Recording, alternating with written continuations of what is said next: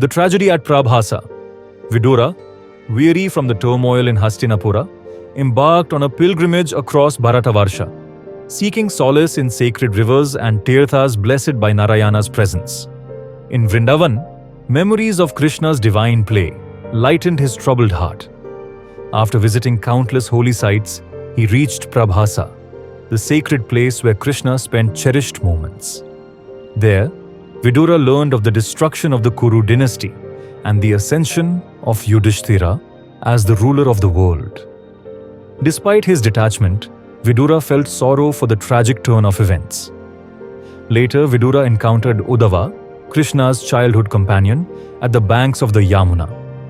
Uddhava's embrace was filled with grief, and his words brought devastating news. Krishna, the avatar of Narayana, had departed the mortal world.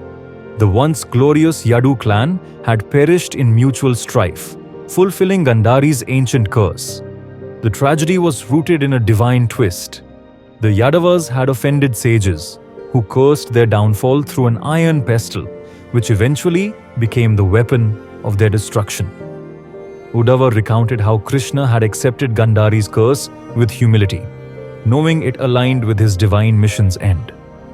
At Prabhasa, in a state of intoxication, the Yadavas quarreled and annihilated one another, using reeds sprouting from the cursed pestle's remains.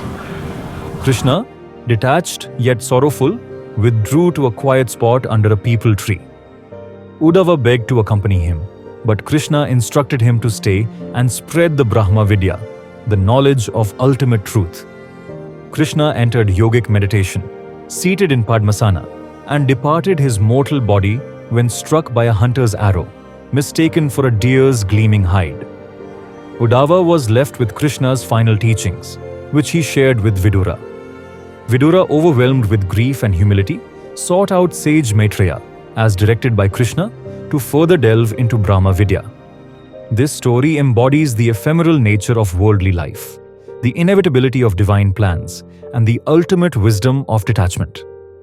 It teaches us that sorrow arises from ignorance and attachment, and true peace lies in understanding the unity of the individual soul and the Supreme.